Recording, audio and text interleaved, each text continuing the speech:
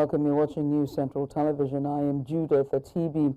Here are some stories making rounds just beyond the continent. We begin in the Middle East, where UK Prime Minister Keir Starmer says Britain will recognize a Palestinian state at a UN meeting in September unless Israel meets key conditions. Starmer demands a ceasefire in Gaza and a clear commitment from Israel toward a long-term peace process.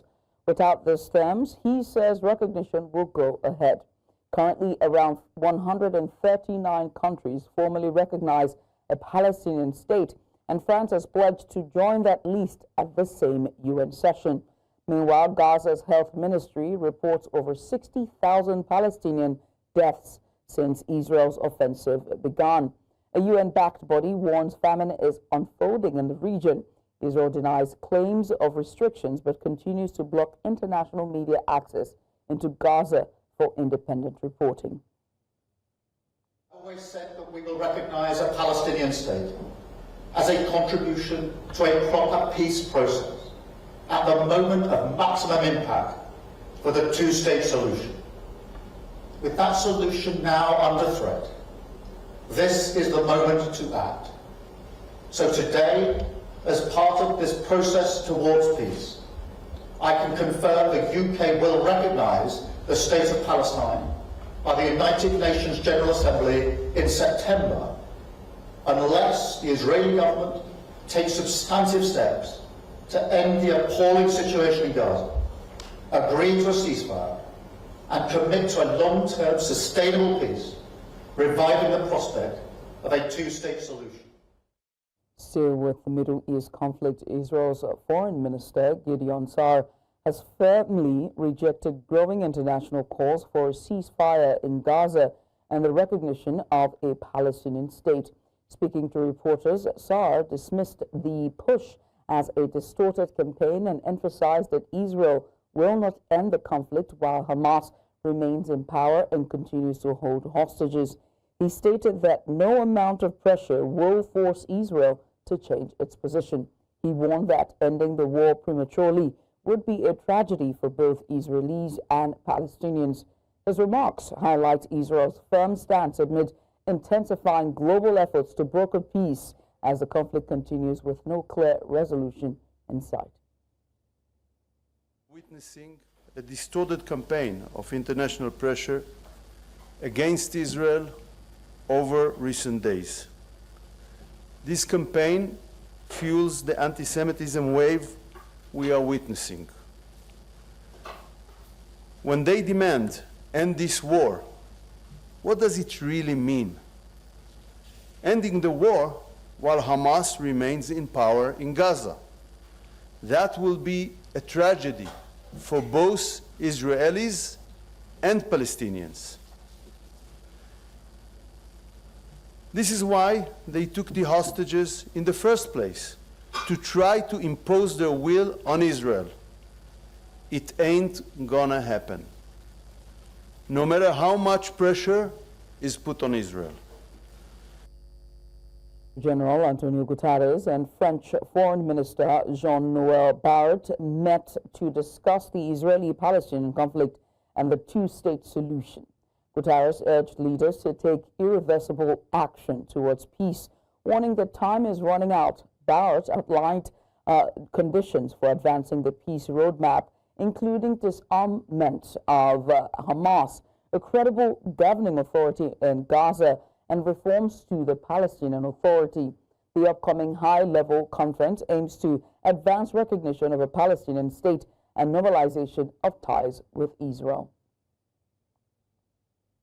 A UN-backed monitor and the Integrated Food Security Phase Classification Initiative, IPC, warned on Tuesday that famine is now increasingly unfolding in Gaza, with thousands of children suffering from malnutrition and hunger-related deaths.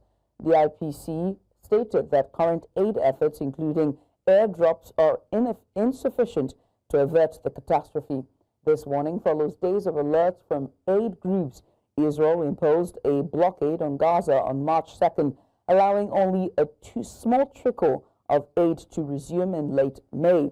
Over 20,000 children have been treated for malnutrition since April, with 16 hunger-related deaths among children under 5, which has been reported since mid-July. The IPC stressed that unimpeded humanitarian access is the only way to prevent widespread deaths. For more insights and to discuss this further, we're joined by political analyst Bolu Michael B. He joins me live from Manzini, Swatini. Bolu, it's wonderful to have you join us on the program. Now, what evidence do you think that the IPC would have to cite, that the IPC have cited to characterize the situation in Gaza as worst-case scenario or famine? And how does it compare to international famine thresholds? All right, thank you very much for having me. The IPC is a UN organization. It's a UN-backed food security body. And they're saying that, the situation in Gaza is really critical, and they're now experiencing serious famine conditions. This organization, they use data from local partners on hunger levels, and also food access, and they consider the death rate as well. So they have certain threshold. Three major thresholds. At least 20% of households must be experiencing extreme food shortages, and at least 30% of children as well must be suffering from acute malnutrition. And I think there must have been at least 2 hunger-related deaths for every 10,000 persons, per day. And when you look at the situation in Gaza right now, it not only meets this criteria, it exceeds this threshold as well, especially in the northern region where aid doesn't really get to. So I think they're right to claim that the Gaza is experiencing extreme famine conditions based on their famine threshold.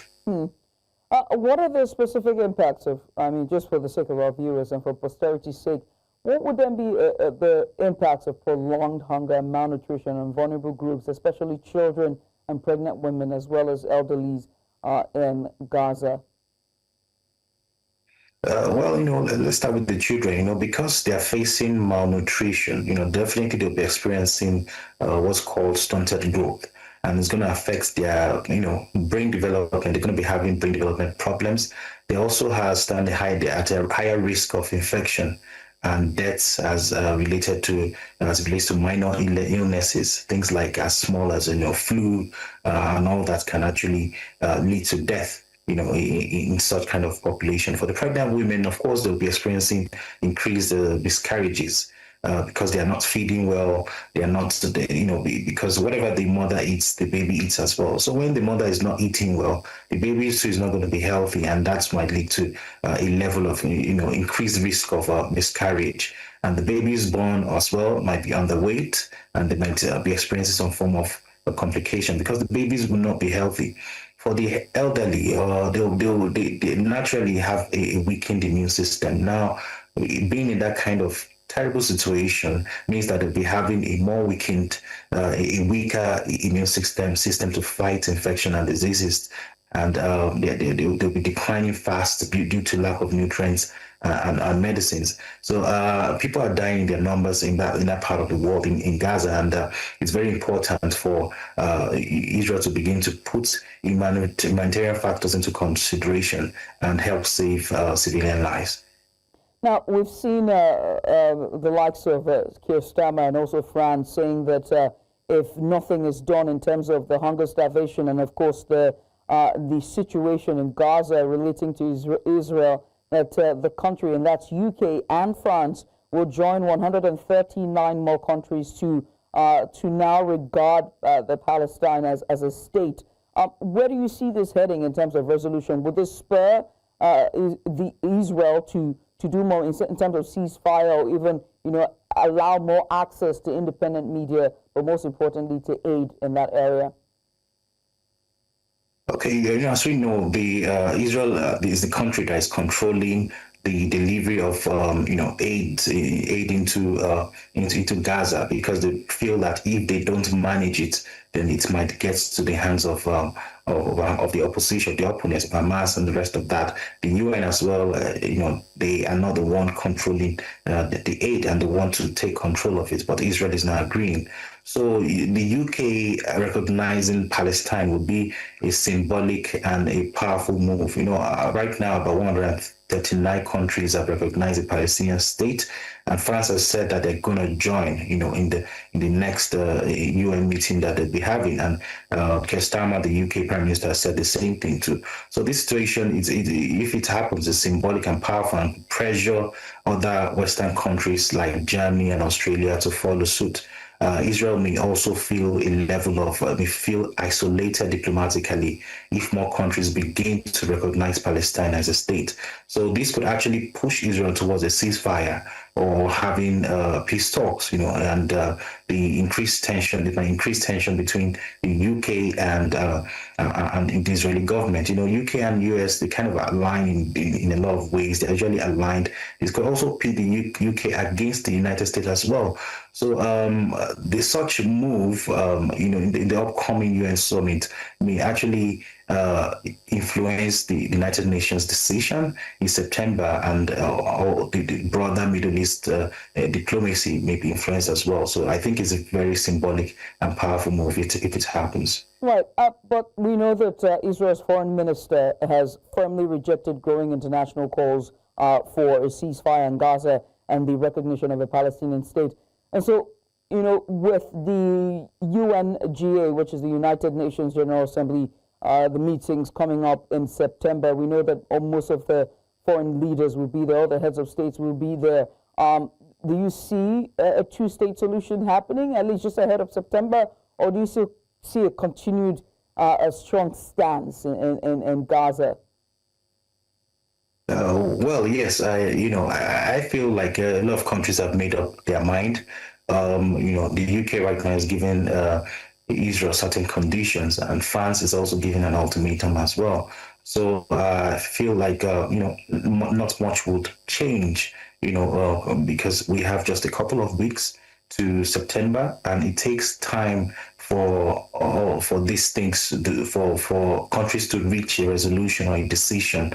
They might need more time to change their stance. It might go through a lot of diplomatic meetings or conversations within the cabinet and things like that. Some may have to go through parliamentary resolutions and all, and this thing take time. I don't think much will change between now and September. However, I would want Israel to kind of put humanitarian factors into consideration and actually help the people in Gaza and ensure that it gets to the right places, especially in the northern region. Well, we wait to see how this will play out. I want to say thank you so much, Bolu, for joining us. Bolu Michael B., foreign affairs analyst, joining us live from Swatini. Switch gears now to Europe, as in Europe hours after attacks killed at least 25 people, which include also dozens of prison inmates in Ukraine. Russia has also expressed a desire for peace. These strikes occurred shortly after U.S. President Donald Trump shortened his deadline for Russia to end its nearly 4-year invasion, threatening new sanctions. European President Volodymyr Zelensky accused Russia, as Ukrainian President Volodymyr Zelensky accused Russia of deliberately attacking or targeting a prison in the Zaporizhzhia region, a claim denied by the Kremlin, which asserted its forces did not strike civilian targets. Now, Trump has reduced his ultimatum to Russia from 50 days to 10 to 12 days, expressing disappointment in President Vladimir Putin. Moscow noted that Trump's new deadline, reiterating commitment to a peace process.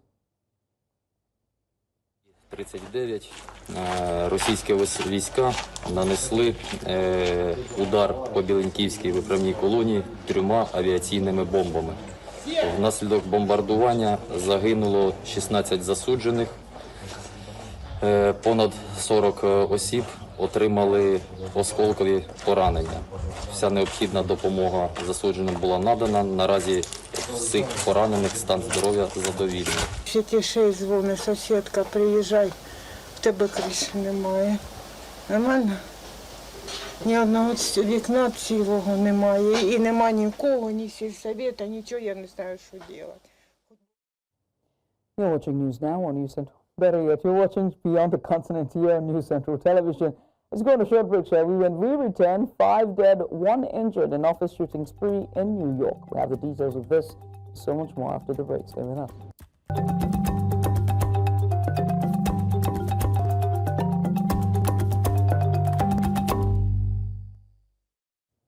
And welcome back. It's off to Europe as a massive wildfire is burning out of control in the Spanish province of Avila, with over 300 firefighters battling the blaze both on ground and in the air.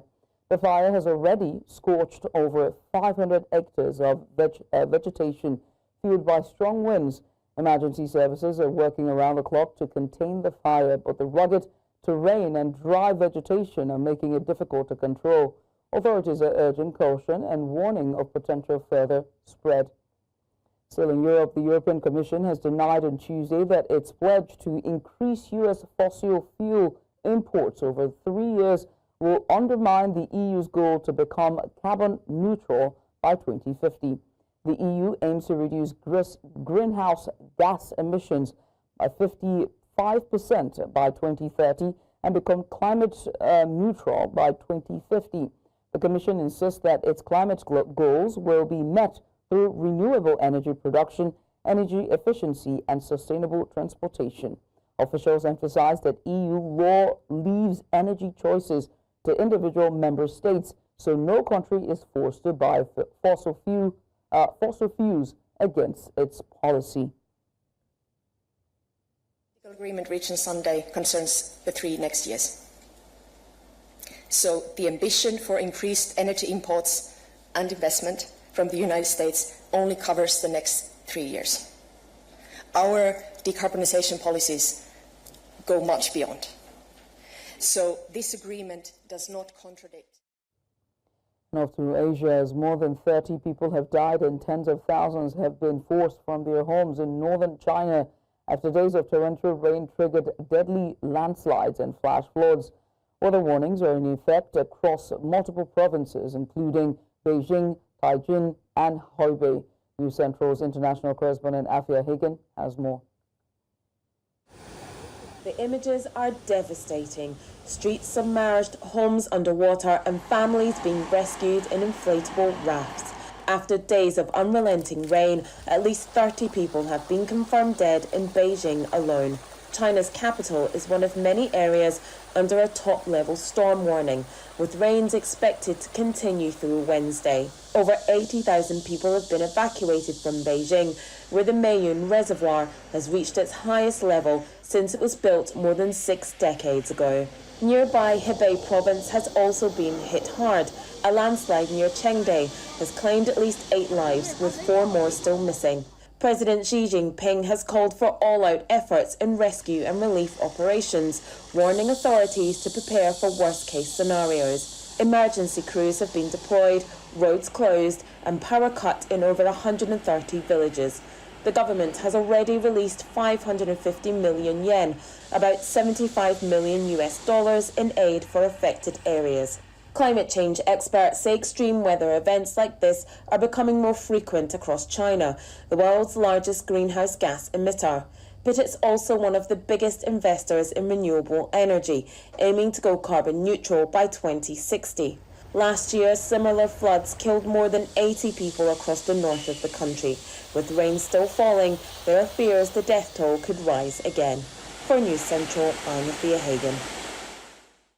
A petition opposing the diplom law, which allows the use of acetaminophen, has garnered over 2 million signatures, putting France's government under pressure to reconsider the law.